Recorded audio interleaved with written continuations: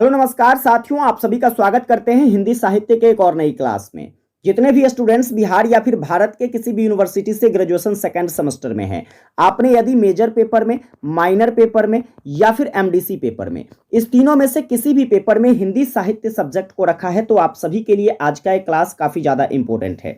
अभी बच्चे हम लोग आपके सिलेबस के अकॉर्डिंग यूनिट नंबर फर्स्ट पढ़ रहे हैं और यूनिट नंबर फर्स्ट का ये सेकंड क्लास है। इससे पहले मैंने एक क्लास आपको प्रोवाइड किया था जो कि विद्यापति जी से रिलेटेड था, जिसमें मैंने आपको बताया कि विद्यापति जी का जीवन परिचय क्या है और विद्यापति जी का साहित्यिक परिचय क्या है। अगर आप लोगों ने पहली क्लास नहीं देखा है तो डिस्क्रिप्शन में प्लेलिस्ट का लिंक मिल जाएगा, आप लोग वहां से उस क्लास को जरूर देख लीजिएगा। क्योंकि पिछले वर्ष जो है प्यारे बच्चे आपके मुंगेर यूनिवर्सिटी हो जाता है, इसके बाद जो है आपका बिहार यूनिवर्सिटी हो जाता है, वहां पर क्वेश्चंस पूछा गया था विद्यापति जी का जीवन परिचय। तो हो सकता है आपके एग्जाम में विद्यापति जी का साहित्यिक परिचय पूछ लिया जाए, तो आप लोगों के लिए वो क्लास इंपॉर्टेंट है, जरूर देख लीजिएगा। ठीक है, अब देखिए आज की जो क्लास रहने वाली है, जहां पर हम लोग टॉपिक जो डिस्कस करेंगे वो कौन सा टॉपिक रहेगा, काफी इंपॉर्टेंट टॉपिक है। और ये भी क्वेश्चंस पिछले वर्ष जो है कई सारे यूनिवर्सिटी एग्जाम में पूछा गया था कि विद्यापति जी का जो काव्य सौंदर्य है या काव्यगत विशेषताएं हैं वो क्या रही है, इसके बारे में आपको वर्णन करना है। 10 नंबर में क्वेश्चन पूछा जाता है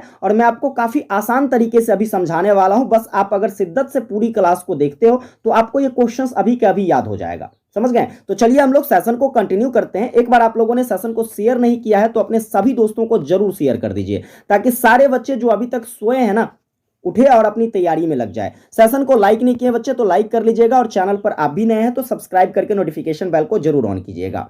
आइए बात करते हैं हम लोग विद्यापति जी की जो काव्यगत विशेषता रही है या काव्यों का सौंदर्य रहा है वो क्या रहा है। तो जब अगर हम विद्यापति जी के काव्यगत सौंदर्यों की बात करते हैं या काव्यगत विशेषताओं की बात करते हैं, इसके कहने का मतलब यह हो जाता है बच्चे कि विद्यापति जी के द्वारा जो काव्यों की रचना की गई है उस काव्य की रचना में उन्होंने किन किन चीजों का चित्रण किया है। तो जैसे कि देखिए, सबसे पहले विद्यापति जी की जो काव्यगत विशेषता हो जाती है, इसमें आप देखोगे कि विद्यापति जी ने जो है अपनी रचना में श्रृंगार का काफी ज्यादा वर्णन किया है। अब श्रृंगारिता का वर्णन क्या है हम इसको काफी डिटेल में समझेंगे, ताकि जो लॉन्ग टाइप में क्वेश्चंस आपसे पूछा जाएगा बच्चे तो आप इजीली इसको लिख पाओगे। इसके साथ साथ इसमें और भी कई सारी विशेषता देखने को मिलती है, जैसे कि इनके द्वारा प्रकृति का चित्रण किया गया अपनी रचनाओं में। फिर इन्होंने अपनी रचना में अलंकार का वर्णन किया है।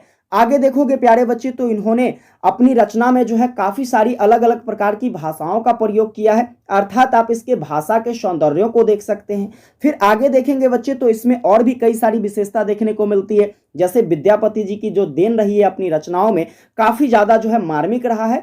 तो हम विद्यापति जी के हिंदी साहित्य में क्या योगदान रहे हैं इसको समझेंगे। समझ गए? तो ये सारी इनकी काव्यगत विशेषता हो जाती है। अब आइए हम लोग बारी बारी से इन सभी विशेषताओं को अच्छे से समझते हैं।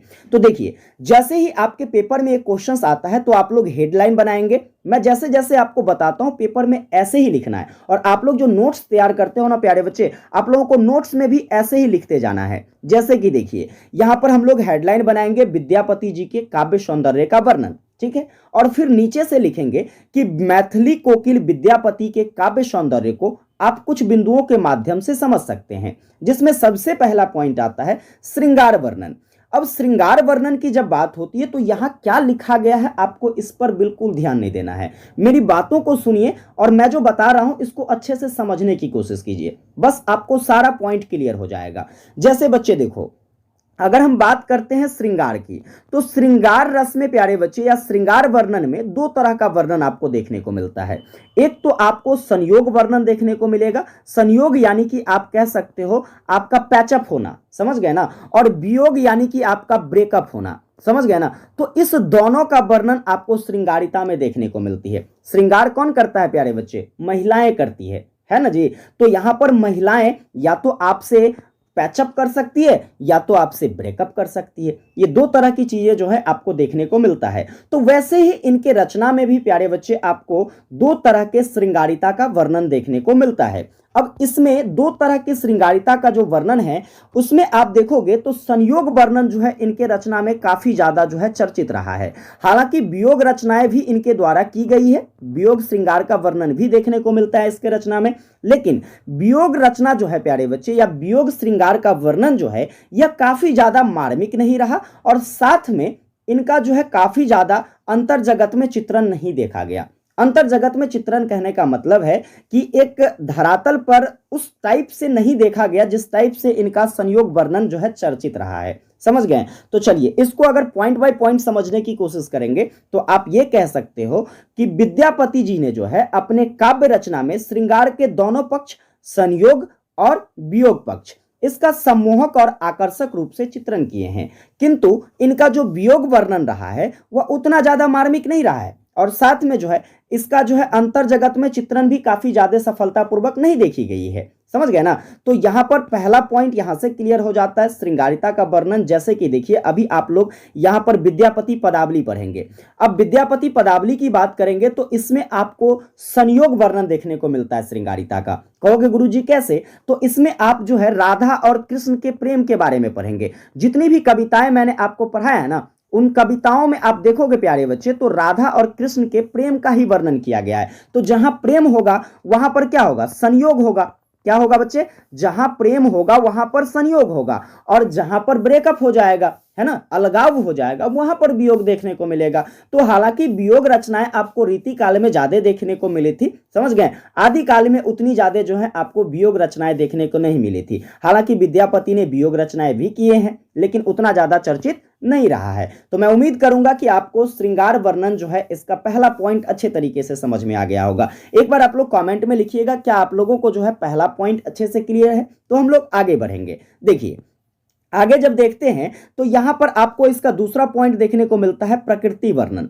इन्होंने जो है विद्यापति जी के द्वारा अपनी रचना में प्रकृति का भी चित्रण काफी मार्मिक तरीके से किया गया। जैसे कि हालांकि जितने भी कवि रहे हैं या फिर जितने भी रचनाकार रहे हैं हिंदी साहित्य के, चाहे वो आदि काल में हो, चाहे वो रीति काल में हो, भक्ति काल में हो, किसी काल में भी हो, समझ गए ना, उन सभी कवियों के द्वारा अपनी रचनाओं में प्रकृति का चित्रण तो किया गया है। लेकिन जिस टाइप से विद्यापति जी के द्वारा प्रकृति का चित्रण अपनी रचनाओं में किया गया वैसा चित्रण जो है अन्य कवियों के द्वारा या फिर अन्य रचनाओं के द्वारा हिंदी साहित्य में नहीं देखने को मिलता है।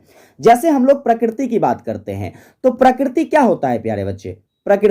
प्रकृति कहने का मतलब यह है कि प्रकृति एक ऐसा चीज है जो हमारे साथ चलने वाली चीजें हैं, जिसको हम लोग सहचरी कह सकते हैं। तो आप आराम से लिखोगे कि प्रकृति हमारे जीवन की सबसे जरूरी सहचरी मानी जाती है, मतलब एक बहुत ही आवश्यक साथ चलने वाला चीज माना जाता है। काफी सारे कवियों ने जो है प्रकृति का चित्रण जो है क्या किया है तो अपनी रचनाओं में किया है। लेकिन प्रकृति का चित्रण जो है प्यारे बच्चे जो कवियों के द्वारा किया गया वो सिर्फ और सिर्फ एक उद्दीपन के तौर पर, मतलब आपके अंदर एक उत्सुकता पैदा करना, ठीक है, आपके अंदर एक जिज्ञासाएं पैदा करना, बस इस तरीके से जो है प्रकृति का चित्रण किया गया है। लेकिन अगर हम विद्यापति जी की बात करते हैं तो देखिए इन्होंने अपनी रचनाओं में क्या किया है तो प्रकृति को एक प्रकार से अवलंबन के रूप में चित्रण किया है। अवलंबन के रूप में चित्रण कहने का मतलब यह है कि ये अपनी रचनाओं में बच्चे क्या करते हैं तो ऋतुओं के राजा बसंत का चित्रण करते हैं। ऋतुओं का राजा कौन माना जाता है? बसंत ऋतु को माना जाता है।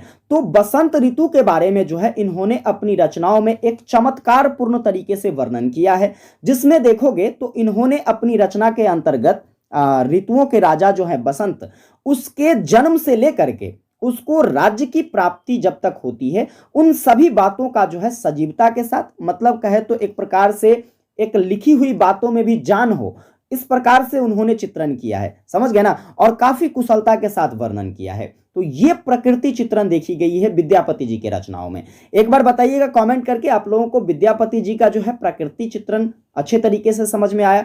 आप अगर इसे एक कंपाइलेशन के तौर पर देखोगे तो आप आराम से कह सकते हो कि विद्यापति ने जो प्रकृति चित्रण किया है अन्य कवियों की तुलना में काफी मार्मिक तरीके से किया है, काफी अवलंबित तरीके से किया है, जिसमें इन्होंने जो है अपनी काव्यगत रचनाओं में ऋतुओं के राजा बसंत का चमत्कारी पूर्ण तरीके से वर्णन प्रस्तुत किया है। इसमें उन्होंने ऋतुराज के जन्म से लेकर के उनकी राज्य प्राप्ति तक का जो है सजीवता और कुशलता के साथ वर्णन किया है। समझ गए? चलिए आगे देखेंगे तो आगे आपको देखने को मिलेगा इसके रचना में अलंकार का वर्णन।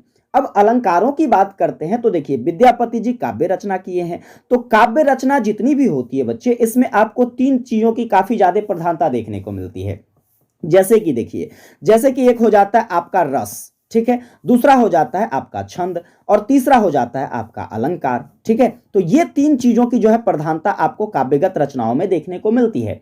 तो इसी प्रकार से यहां पर विद्यापति जी की रचनाओं की जब बात करेंगे तो बच्चे इसमें आपको अलंकार का वर्णन देखने को मिलेगा। ठीक है, और अलंकार का वर्णन केवल और केवल भाषा की सुंदरता के लिए इसके द्वारा प्रयोग नहीं किया गया है।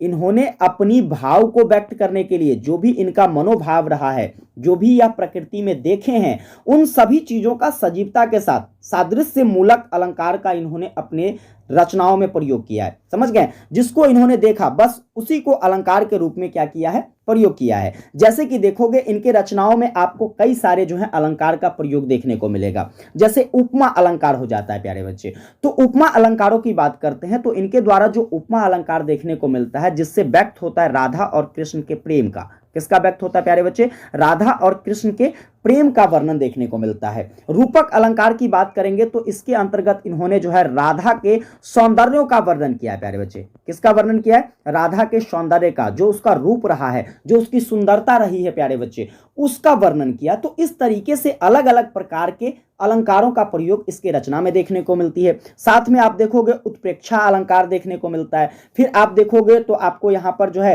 रूपकातिशयोक्ति अलंकार देखने को मिलता है। तो ये अलग अलग प्रकार के अलंकारों से अलंकृत है विद्यापति जी की रचनाएं। तो एक बार बताइएगा कमेंट करके ये पॉइंट्स भी आपको अच्छे से क्लियर है। तो हम लोग आगे पॉइंट्स को समझते हैं।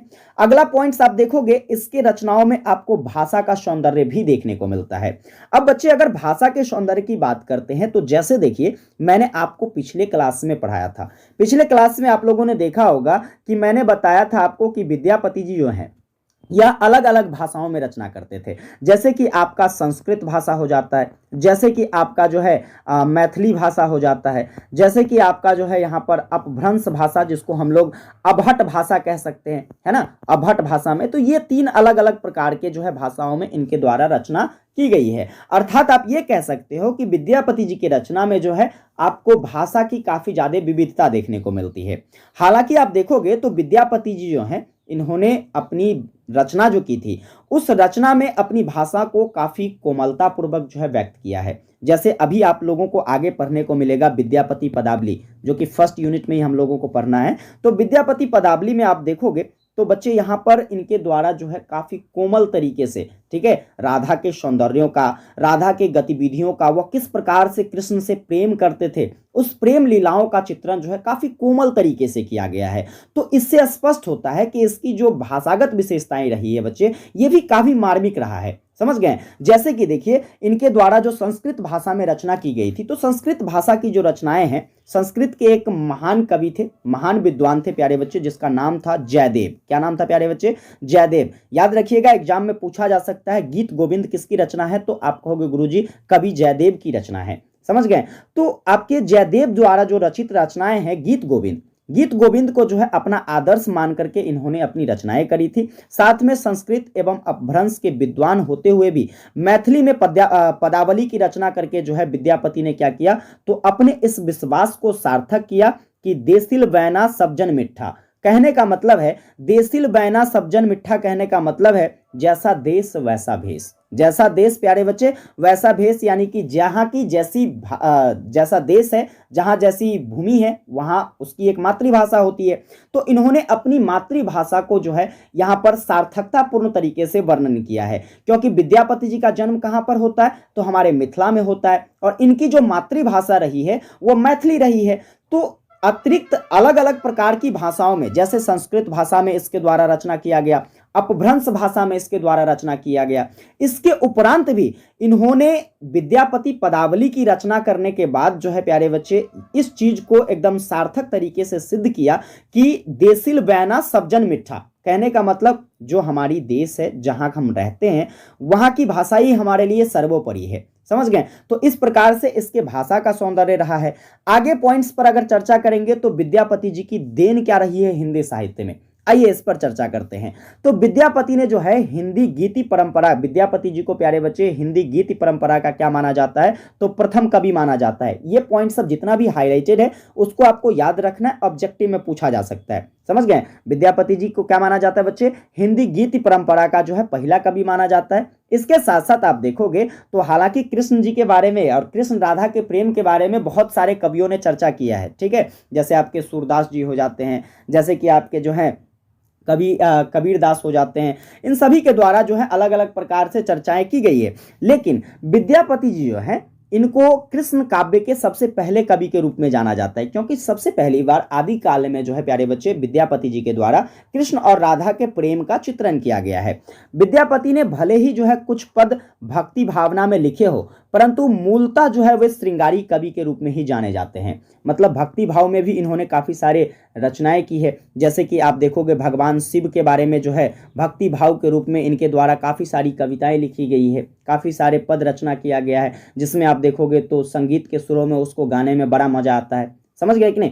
तो हालांकि इनके द्वारा जो है भक्ति भावना को लेकर क्या किया गया है, रचनाएं की गई है, लेकिन आप देखोगे तो विशेष रूप से यह श्रृंगारी कवि के रूप में जाने जाते हैं। श्रृंगार रस का जैसा विशद एवं हृदय ग्राही वर्णन जो है विद्यापति पदावली में देखने को मिलता है, वैसा आपको अन्य कवियों में बिल्कुल नहीं देखने को मिलती है। आपको हम पढ़ाएंगे विद्यापति पदावली, जितनी भी कविताएं आपको पढ़ना है प्यारे बच्चे, इसमें उन सभी कविताओं का जब हम काफी विस्तृत रूप से वर्णन करके आपको बताएंगे तो आपको पता चलेगा कि किस प्रकार से विद्यापति ने जो है अपने रचनाओं में श्रृंगार रस का काफी ज्यादा जो है विशिष्टता के साथ चर्चा किया है, काफी ज्यादा जो है एकदम हृदय में बसाने वाली हृदय ग्राही रूप से वर्णन किया है। समझे कि नहीं? तो ऐसा रचना जो है आपको अन्य कवियों के द्वारा देखने को नहीं मिलती है। विद्यापति ने राधा कृष्ण की जिन प्रेम लीलाओं का चित्रण विद्यापति पदावली में किया है, उसमें आपको विलास वृत्ति, कामुकता, इन सभी चीजों की प्रधानता देखने को मिलती है। भक्ति भावना उनमें जो है आपको दिखाई नहीं देगी। समझ गए? जैसे कि विद्यापति पदावली है, इसमें आपको बिल्कुल भी भक्ति भाव नहीं देखने को मिलता है, केवल और केवल आपको जो है राधा और कृष्ण के प्रेम के बारे में चर्चा देखने को मिलती है, जिसमें आप देखोगे कि एक प्रेमी जो है किस प्रकार से विलास वृत्ति करते हैं, एक प्रेमी दूसरे प्रेमिकाओं को या प्रेमी प्रेमिकाओं को या प्रेमिका प्रेमी को पाने के लिए किस प्रकार से जो है ललायित होते हैं। तो उन सभी विलास वृत्तियों के बारे में या फिर कामुकताओं की प्रधानता के साथ जो है विद्यापति पदावली की रचना की गई है। अतः इन सभी चीजों से स्पष्ट होता है कि इनका जो है हिंदी साहित्य में प्यारे बच्चे काफी मार्मिक योगदान रहा है, काफी महत्वपूर्ण योगदान रहा है। तो ये आप इस तरीके से इसको समझ सकते हैं। मैं उम्मीद करूंगा बच्चे आप लोगों को ये पांचों पॉइंट्स जो है अच्छे तरीके से समझ में आया होगा कि विद्यापति जी का जो काव्यगत विशेषता रहा है या काव्य सौंदर्य रहा है वो क्या रहा है। आगे चलिए, तो अंत में हम लोगों को निष्कर्ष लिखना है, क्योंकि लॉन्ग टाइप क्वेश्चंस हो या शॉर्ट टाइप क्वेश्चंस हो, अगर लिटरेचर सब्जेक्ट है तो आप निष्कर्ष जरूर लिखोगे। इससे आपकी लिखावट बेहतर हो जाती है और आपको पूरे के पूरे मार्क मिलने की पूरी संभावनाएं होती है। अब निष्कर्ष होता क्या है बच्चे? तो देखिए, निष्कर्ष कहने का मतलब यह है कि अभी तक आपने जितना चीज पढ़ा है, यहाँ पर जितने 5 पॉइंट्स हमने आपको क्लियर करके बताया है, इन सभी 5 पॉइंट्स का निचोड़ जो है आपको निष्कर्ष में लिखना है। जैसे कि हम कहेंगे, अतः उक्त कथनों से स्पष्ट होता है कि विद्यापति जी का काव्य प्रेम, भक्ति और श्रृंगार का अद्भुत समन्वय रहा है। मतलब विद्यापति जी की जो काव्यगत रचनाएं रही है, उन सभी काव्यगत रचनाओं में आपको प्रेम तो देखने को मिलती है, साथ में भक्ति भी देखने को मिलता है। भगवान शिव के भक्ति में इन्होंने काफी सारे पदों की रचना की है। साथ में आप देखोगे तो श्रृंगार का भी आपको जो है अद्भुत समन्वय देखने को मिलता है। मतलब इन सभी चीजों को समाहित करके विद्यापति ने क्या किया है, अपनी रचनाएं की है। विद्यापति की काव्य भाषा जो है बिल्कुल सरल रही है, भावुक रही है और संगीतात्मक रही है। समझ गए? मतलब काफी सरल भाषा में इन्होंने अपनी रचना की, भावुकता के साथ इन्होंने अपनी रचना को व्यक्त किया, और जितनी भी रचनाएं की है प्यारे बच्चे, इसको संगीत के सुरों में भी गाया जा सकता है। क्योंकि आप देखोगे विद्यापति जी के द्वारा जितनी भी रचनाएं हैं उसकी काफी सारे जो है गाने भी बने हुए हैं। समझ गए? उसको गाया भी गया है सुरों में। तो इस आधार पर यह कहा जा सकता है बच्चे कि विद्यापति जी की जो रचनाएं थी उसमें आपको संगीतात्मकता भी देखने को मिलती है। उन्होंने मैथिली भाषा का प्रयोग इस तरह से किया है कि उनके काव्य में जो है उनके युग और समाज की संवेदनाएं जीवंत रूप से जो है प्रस्तुत की गई है। मतलब मैथिली भाषा का प्रयोग करते हुए इन्होंने अपने आप के रचनाओं में कुछ इस प्रकार से सभी चीजों का चित्रण किया है, जैसे लगता है कि समाज में जितनी भी संवेदनाएं हैं उन सभी संवेदनाएं जो है बिल्कुल जीवित रूप से उसके रचना में वर्णन हुए हैं। समझ गए? तो ये आपकी क्या हो जाती है, तो विद्यापति जी की काव्यगत विशेषताएं हो जाती है। बच्चे एक बार आप लोग कमेंट करके बताइएगा कि आप लोगों को ये सारे पॉइंट्स क्लियर है अच्छे तरीके से। अगर ये सारे पॉइंट्स आपको अच्छे तरीके से क्लियर है तो आप लोग एक बार कमेंट में जरूर टाइप करना। अब देखिए, यहां से हम लोग देखेंगे कुछ इंपॉर्टेंट फैक्ट्स को। इंपॉर्टेंट फैक्ट्स क्या रहने वाला है, तो यहां पर देखिए, इंपॉर्टेंट फैक्ट्स आपके लिए ऑब्जेक्टिव में बहुत ज्यादा काम आने वाला है। जैसे आपसे पेपर में पूछ लिया जाता है, बताइए विद्यापति जी को श्रृंगारी कवि मानने वाले कौन थे? ठीक है। तो विद्यापति जी को श्रृंगारिक कवि कौन कौन मानते थे, जैसे कि आपका आचार्य रामचंद्र शुक्ल जी हो जाता है, जैसे कि आपका सुभद्र झा हो जाता है, जैसे कि आपका राम कुमार वर्मा जी हो जाते हैं और राम वृक्ष बेनीपुरी हो जाते हैं। समझ गए। तो यहां से देखो ऑप्शन में रहेगा, जैसे मान लीजिए इस चारों नाम में से कोई एक नाम ले लेगा और कोई अतिरिक्त 3 नाम ले लेगा, तो आपको वहां पर क्या हो जाएगा, एक ऑब्जेक्टिव क्वेश्चन बन जाएगा। तो मैं उम्मीद करूंगा कि आपको ये चीजें समझ में आ गया होगा कि विद्यापति जी को श्रृंगारिक कवि मानने वाले जो हैं कौन कौन से हिंदी साहित्य के विद्वान थे। रामचंद्र शुक्ल, सुभद्र झा, डॉक्टर राम कुमार वर्मा और राम वृक्ष बेनीपुरी। इसी तरीके से आप लोग देखेंगे विद्यापति जी को भक्ति कवि कौन मानते थे। तो विद्यापति जी को भक्ति कवि माना गया था किसके द्वारा, ब्रिजनंदन सहाय के द्वारा, बाबू श्याम सुंदर दास जी के द्वारा और आचार्य हजारी प्रसाद द्विवेदी जी के द्वारा। फिर आगे देखिएगा तो यहां से क्वेश्चंस बन सकते हैं, जैसे विद्यापति जी को रहस्यवादी कवि कौन मानते थे। तो विद्यापति जी को रहस्यवादी कवि मानने वाले थे डॉक्टर नागेंद्र, जॉर्ज ग्रियर्सन और जनार्दन मिश्र। समझ गए। तो ये 3 व्यक्ति विद्यापति जी को रहस्यवादी कवि मानते थे। ये तीनों पॉइंट्स आप लोग अच्छे से नोट कर लीजिए, जो कि इंपॉर्टेंट फैक्ट्स है, यहां से अब एग्जाम में क्वेश्चंस बनाए जा सकते हैं। चलिए आगे देखेंगे बच्चे कुछ और इंपॉर्टेंट पॉइंट्स, जैसे कि विद्यापति जी को जातीय कवि कौन कहा करते थे। तो विद्यापति जी को जातीय कवि के रूप में जो है डॉक्टर बच्चन सिंह मानते थे। समझ गए। वैसे ही देखिए तो विद्यापति जी को श्रृंगार रस के सिद्ध वाक्य कवि कहा गया है। किसके द्वारा कहा गया है, तो श्रृंगार रस के सिद्ध वाक्य कवि जो है इसे हजारी प्रसाद द्विवेदी जी मानते थे। आगे देखिएगा यहां पर क्वेश्चंस बनाए जा सकते हैं कि विद्यापति जी को जो है पंडित हरप्रसाद शास्त्री ने क्या कहा था, तो पंचदेव उपासक माना था। क्या माना था प्यारे बच्चे, पंचदेव उपासक। ये सब इंपॉर्टेंट पॉइंट्स है जो कि आपके एनसीईआरटी सिलेबस के अकॉर्डिंग मैं आपको बता रहा हूं, और यहां से पेपर में क्वेश्चंस निश्चित तौर पर पूछे जाएंगे कि विद्यापति जी को पंचदेव उपासक कौन मानते थे। आप कहोगे पंडित हरप्रसाद शास्त्री मानते थे। वैसे ही देखिए तो हिंदी में सर्वप्रथम जो है विशुद्ध क्या कहते हैं गेपद लिखने का श्रेय जो है किसको जाता है, विद्यापति जी को। मतलब जो विद्यापति जी थे इन्होंने क्या किया, जितनी भी रचनाएं की थी वो सारे के सारे गेपद था। गेपद कहने का मतलब जिसको गाया जा सकता है, वैसे पदों की रचना करने वाले सबसे पहले हिंदी साहित्य के विद्वान कौन थे प्यारे बच्चे, आप कहोगे विद्यापति जी थे। ठीक है। फिर आगे देखोगे तो निराला ने जो है पदावली में श्रृंगारिक पदों की मादकता का नागिन की लहर कहा है। ठीक है। विद्यापति जी जो है विद्यापति जी के द्वारा जो आपका विद्यापति पदावली लिखा गया है। समझ गए। तो विद्यापति पदावली रचना को जो है क्या कहा गया है, निराला जी के द्वारा श्रृंगारिक पदों की मादकता को नागिन की लहर कहा गया है। तो ये सारे पॉइंट्स आपको अच्छे से याद रखने हैं, जो कि इंपॉर्टेंट फैक्ट्स है, जहां से पेपर में ऑब्जेक्टिव क्वेश्चंस बनाए जा सकते हैं। तो अब प्यारे बच्चे एक बार आप लोग कमेंट करके बताइएगा कि आप लोगों को जो भी मैंने आज क्वेश्चंस कराए, जैसे विद्यापति जी की काव्यगत विशेषता क्या रही है, इसके साथ साथ जो है यहां से जितने भी इंपॉर्टेंट फैक्ट्स बन सकते थे जो कि आपके एग्जाम में ऑब्जेक्टिव के लिए काफी ज्यादा इंपॉर्टेंट रहेगा। क्या आप लोगों को ये सारे पॉइंट्स अच्छे तरीके से क्लियर है? एक बार अगर आप लोग क्लियर है तो कमेंट में जरूर टाइप कीजिएगा, क्योंकि जब आप लोगों का कमेंट देखते हैं ना तो हमें फीडबैक पता लगता है कि आप लोग किस तरीके से जो है हमारी बातों को ले रहे हैं, किस तरीके से आपको ये सारी चीजें समझ में आ रहा है। अगर चीजें समझ में आ रहा है तो कमेंट करके जरूर बताना, और साथ में अपने सभी दोस्तों को सेशन को जरूर शेयर करना, ताकि सारे बच्चे सेशन को ज्वाइन कर सकेंगे और यूट्यूब पर सबसे बेहतरीन कंटेंट के साथ अपनी तैयारी कर सकेंगे। मैं भरोसा दिलाता हूं आपको कि जो कंटेंट मैं प्यारे बच्चे आपको प्रोवाइड करूंगा पूरे यूट्यूब पर किसी भी शिक्षकों के माध्यम से आपको देखने को नहीं मिलेगा। चलिए, सेशन को लाइक नहीं किया बच्चे तो लाइक कर लीजिएगा, और आप भी चैनल पर नए हैं तो सब्सक्राइब करके नोटिफिकेशन बेल को जरूर ऑन कर लेना। विशेष आप लोगों से मुलाकात करेंगे नेक्स्ट सेशन में, तब तक के लिए जय हिंद।